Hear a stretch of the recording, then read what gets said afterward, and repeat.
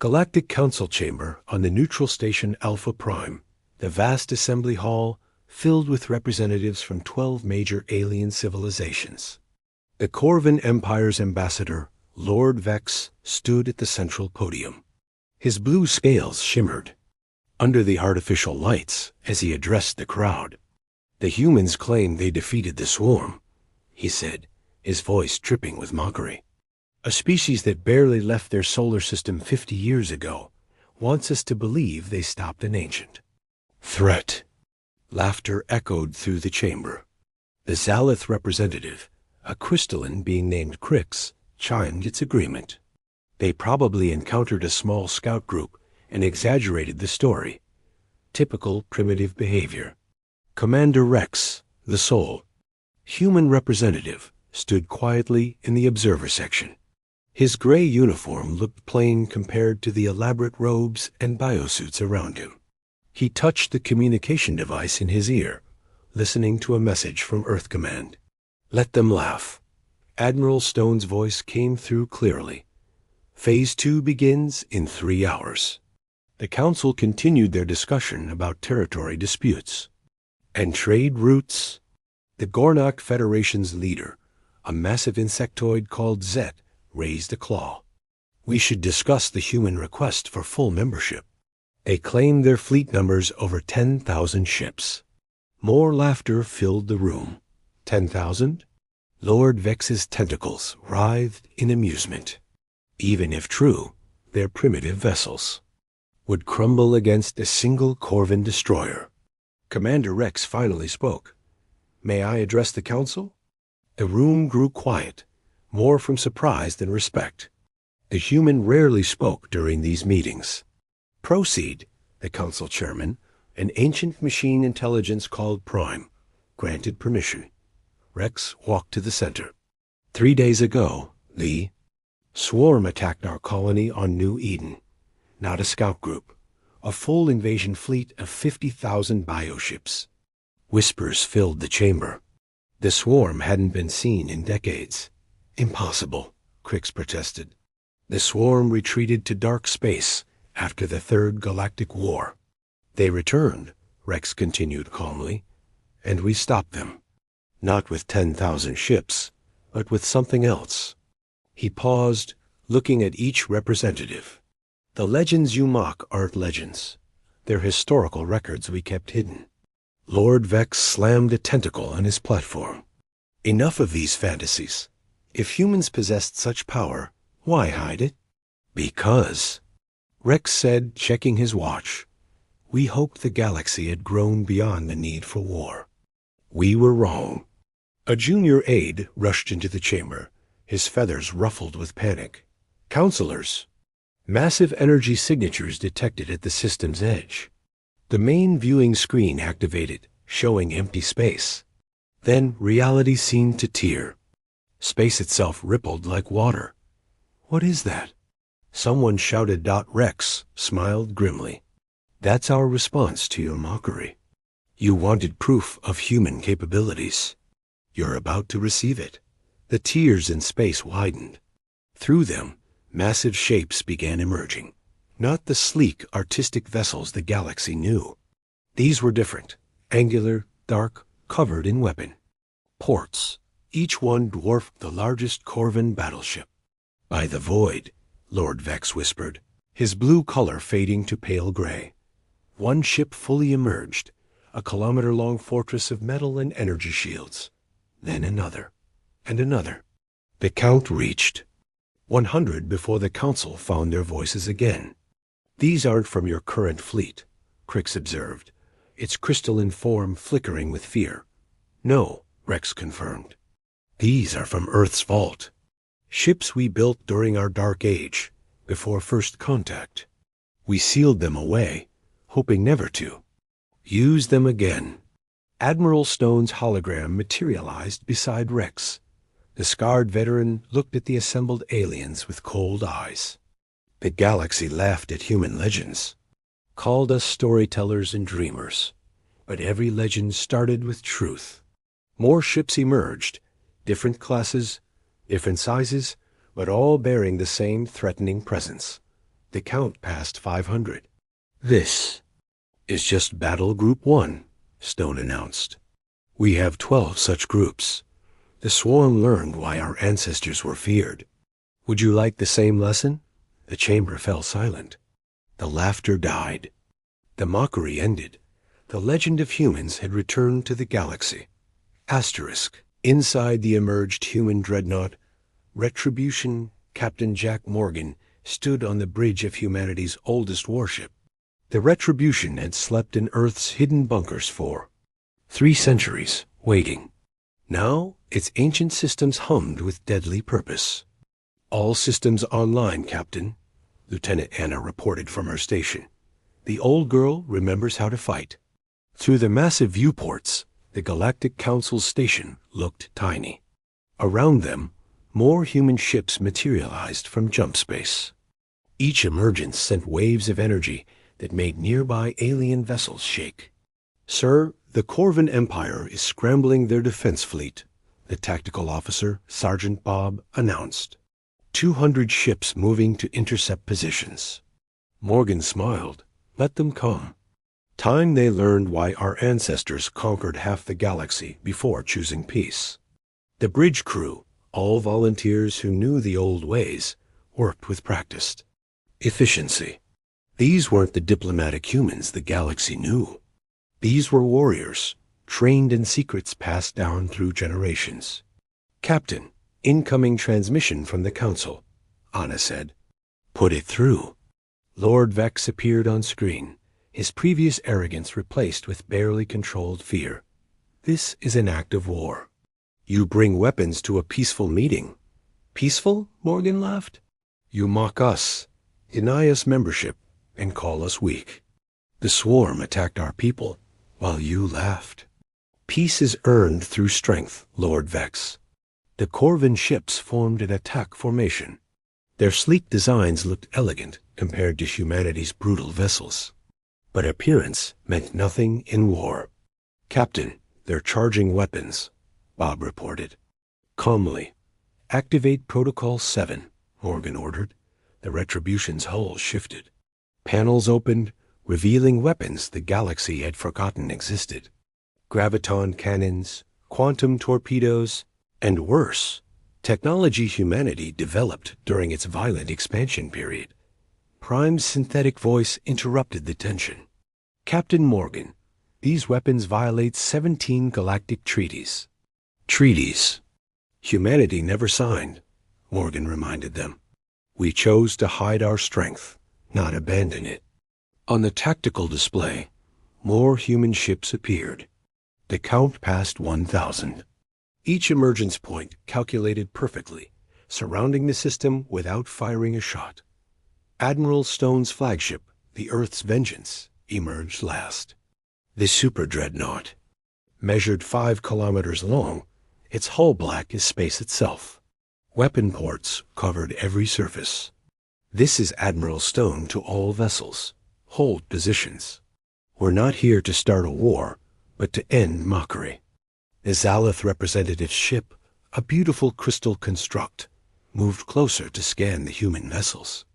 Immediately, alarms screamed across all alien bridges. "Impossible." Crix's transmission came through. "These power readings. Each ship generates energy equal to a small star." Morgan activated the intercom.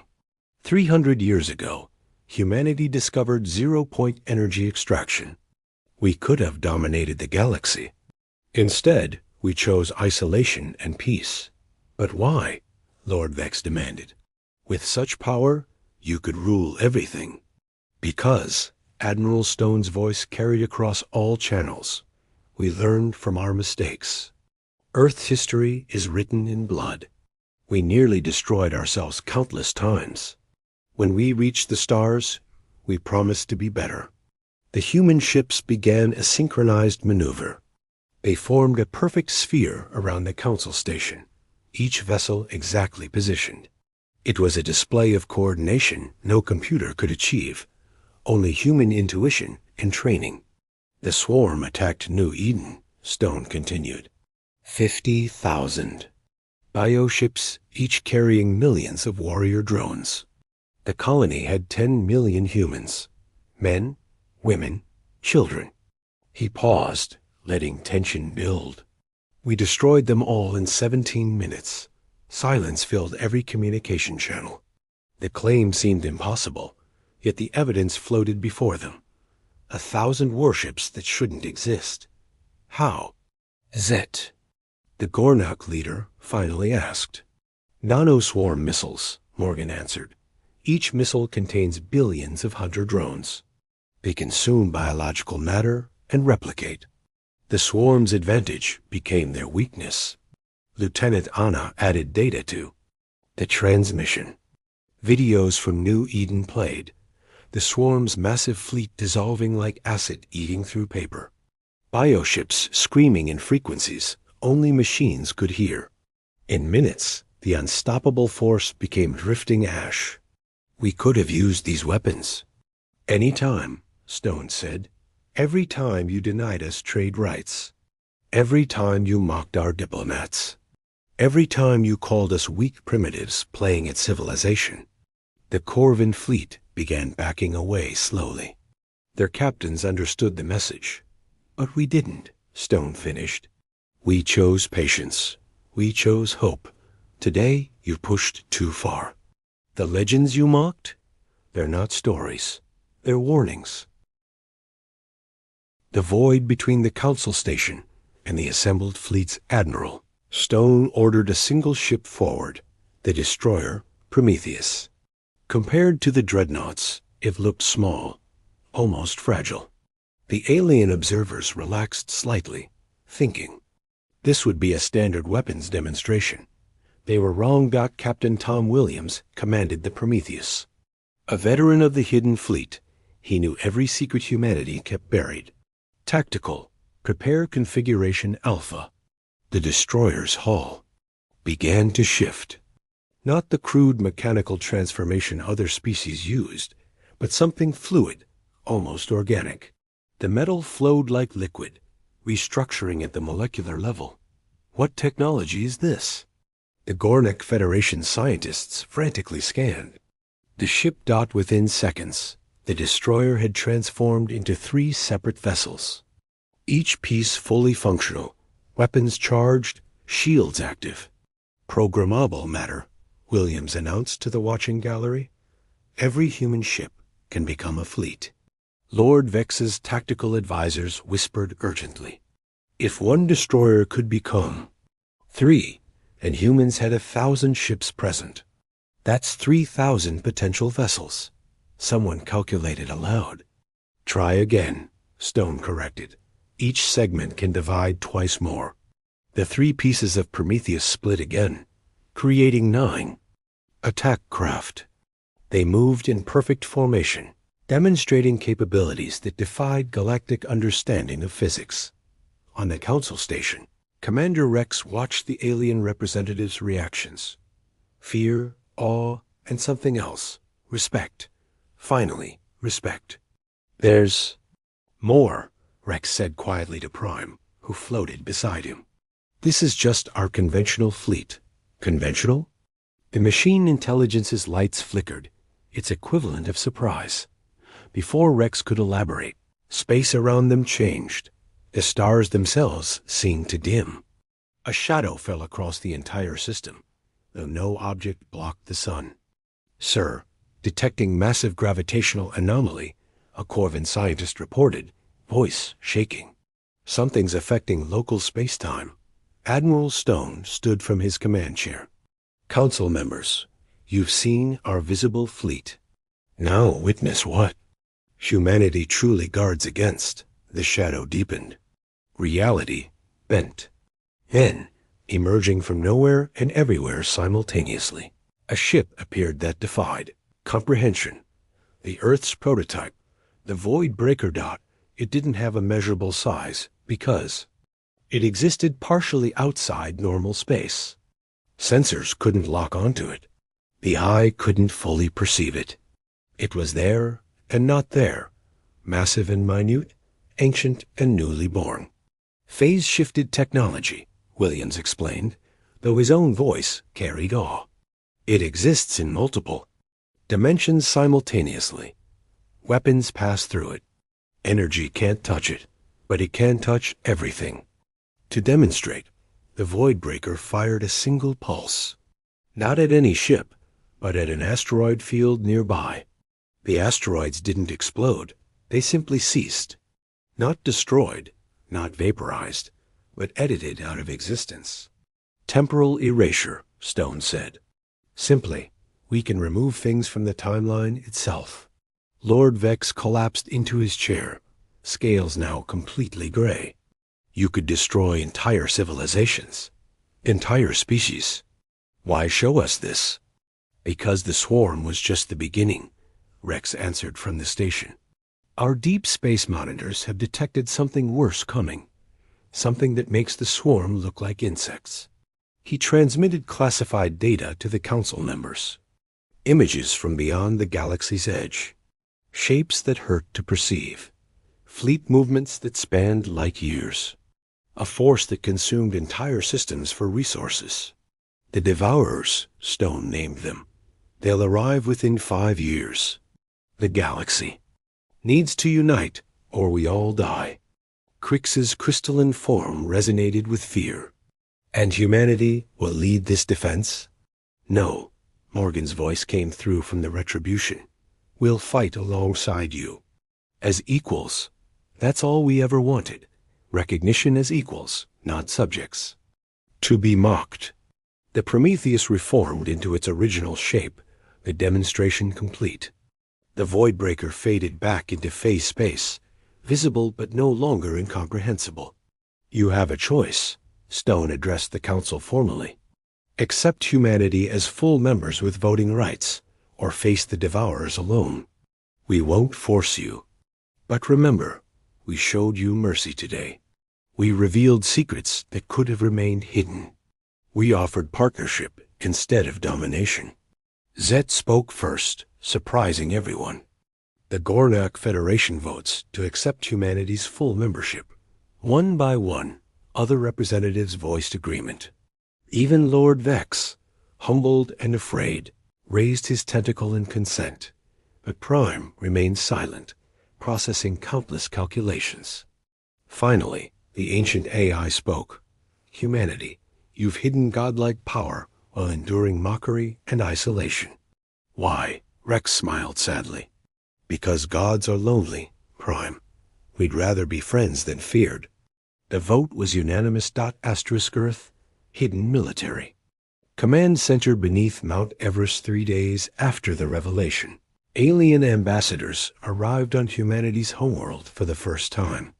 Not the public Earth they knew from broadcasts, but the real Earth, with its hidden defenses and secret cities. General Mike Thompson greeted them at the mountain's entrance. Behind him, massive blast doors revealed tunnels extending deep underground. Welcome to Command Central. What you're about to see has been classified for 3 centuries. The group included Lord Vex, Crix, Zet, and Prime's mobile platform. They followed Thompson through corridors lined with weapons they couldn't identify. Human soldiers stood guard, not the peaceful diplomats they knew, but warriors bearing scars from battles never recorded. How many humans know about this? Vex asked, his tentacles nervous. About 10%, Thompson answered. The military families who maintained the old ways. The rest live peaceful lives, believing we're weak. It's better that way. They entered. A vast chamber. Hundreds of screens showed star maps, fleet positions, and threat assessments. But what drew attention was the center, a massive holographic display of the galaxy marked with red zones. Every red mark is a dormant human base, Thompson explained. We have thousands throughout the galaxy, hidden in asteroids, dead moons, even inside gas giants, all waiting. Crix's form flickered with disbelief. You've been watching us all along? Protecting you, Thompson corrected. 17 times in the last century, threats approached the galaxy. We stopped them before anyone. Noticed, he showed them files. The Dark Fleet from Andromeda, destroyed before entering sensor range. The machine plague, neutralized with targeted computer viruses. The Void Hunters eliminated in deep space. Why didn't you tell us? Zet demanded. Admiral Stone entered the room, still wearing his battle uniform. Would you have believed us? You thought we were primitives, easier to protect from shadows than convince the proud. Prime's platform moved closer to the displays, processing the information. These defense patterns, they're not random. You're hurting something. Stone nodded approvingly. Prime sees it. For 50 years, we've been gradually pushing hostile forces away from inhabited systems, creating a buffer zone. For the Devourers, Vex understood. Show them Project Fortress. Thompson suggested. Stone activated a new display. Jupiter appeared, but not as the galaxy knew it. The gas giant had been converted into a weapon. Its entire core replaced with generators and weapons systems. The moons were battle stations. The Great Red Spot was actually a massive cannon aperture. Every human planet is armed, Stone revealed. Mars is a missile platform. Venus produces war drones. Mercury is pure energy generation. And Earth ... double quotes. He paused. Earth is the trigger. Trigger for what? Crix asked, though fear suggested he knew. System-wide. Detonation. If the Devourers break through everything, we turn our entire solar system into a bomb. The explosion would create a dead zone 50 light-years wide. Silence filled the chamber. The implications were staggering. Humanity would sacrifice their birthplace to save the galaxy. You're insane, Vex whispered. No, Thompson said firmly. We're human. We've faced extinction before. We know the price of survival. An aide rushed in with a datapad. Admiral, deep space sensors are detecting movement. The Devourers accelerated their timeline. Stone studied the data, his scarred face grim. 3 years, not 5. They know we're aware of them. How many? Ships? Zed asked. Millions, Stone answered simply. Each one the size of a moon. They consume everything. Matter, energy, even space-time itself. The alien representatives exchanged worried looks. Even with humanity's revealed power, the odds seemed impossible. That's why we need the Alliance, Stone continued. Human firepower, Corvin shields, Zalith energy manipulation, Gornak biological, adaptation, and Prime's computational power. Together, we might survive. Lord Vex straightened, his color shifting to determination. What do you need from us? Everything, Stone said bluntly. Share all technology. No secrets, no pride. We unite completely or die separately. Over the next hours, they drafted the Galaxy Defense Pact. For the first time in recorded history, all major civilizations would share their deepest secrets. Humanity would teach warfare. The Corvins would provide shield technology. The Zalith would share energy manipulation. The Gornak would offer biological enhancements. And Prime would coordinate it all, its vast intelligence managing resources. Across 10,000 worlds. One condition, Rex added, entering the room. When this is over, if we survive, the Allied fleet remains active. No more hidden weapons. No more secrets. We police the galaxy together. The ambassadors agreed. The mockery of 3 days ago seemed like ancient history. The galaxy's edge, 3 years later, the assembled fleet was unlike anything the universe had seen. Human dreadnoughts reinforced with Corvin shields. Zalith energy. Weapons powered by human reactors. Gornak bioships enhanced with Earth's nanotechnology. All coordinated by Prime's distributed consciousness. Admiral Stone commanded from the Earth's vengeance, now modified with alien technology. His bridge crew included members from every allied species. Former enemies working as one. Devourer fleet entering sensor range, Captain Williams reported from his position. count is unable to calculate. They're blocking out stars. The enemy arrived as predicted, a wave of consumption itself. Ships that were more like living black holes, eating space as they moved. Behind them, nothing remained, not even vacuum. Just absence. All ships, Formation Omega, Stone commanded. 10 million vessels from 100 species moved as one. The human phase ships flickered between dimensions. Corvin barriers created walls of frozen space. Zalith vessels became living stars, burning with stellar fury. The first engagement lasted 17 hours. The Devourers attacked without strategy or communication. They simply consumed, moving forward relentlessly. Conventional weapons passed through them. Energy weapons fed them. Physical impacts made them larger.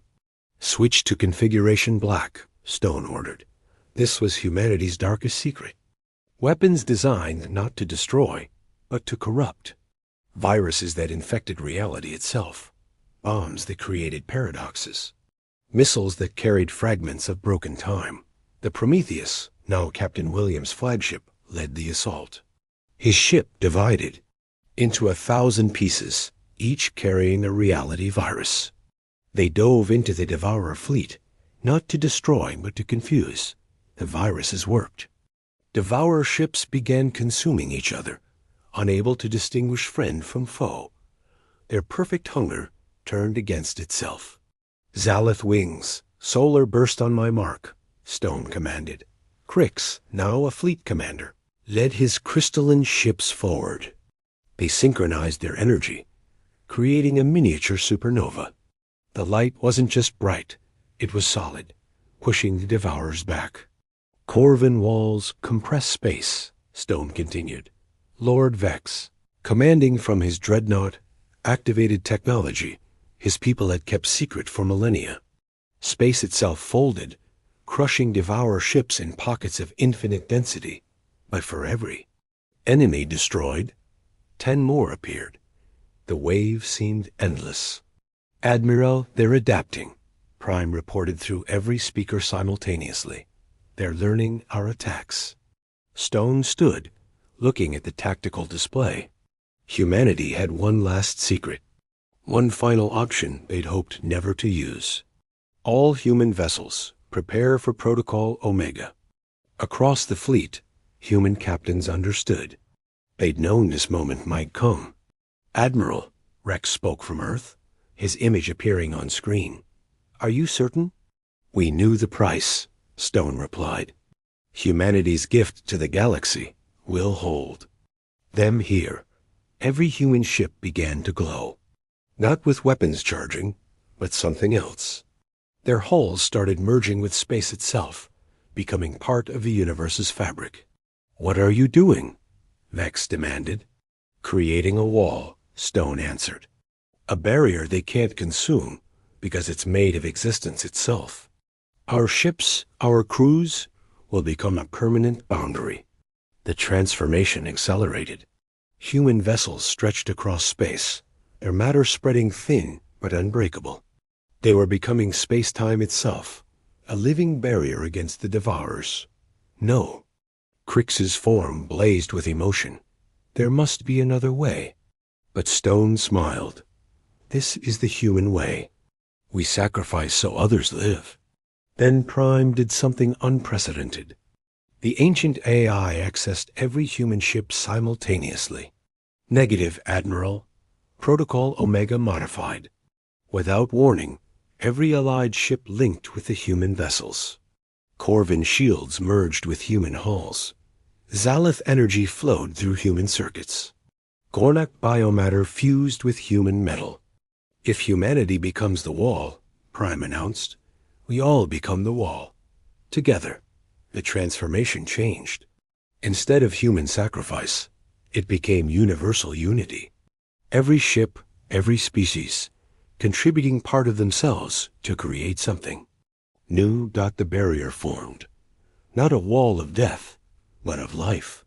It pulsed with combined consciousness, strength drawn from unity. The Devourers struck it and recoiled. They couldn't consume it, because it was everything at once, matter and energy, time and space, organic and synthetic. The enemy paused, confused. Then, for the first time, they retreated. "They're leaving," Williams reported, amazement in his voice. The barrier held for 3 days, then gently dissolved. Every ship reformed, changed, but intact. They'd touched unity and survived. The Devourers won't return, Prime calculated. They fear what we became, what we could become again. Stone looked at his mixed-species bridge crew. The galaxy laughed. At human legends. Now we've created a new legend, together. The war was over. The Alliance held. The galaxy never laughed at humanity again. The end asterisk.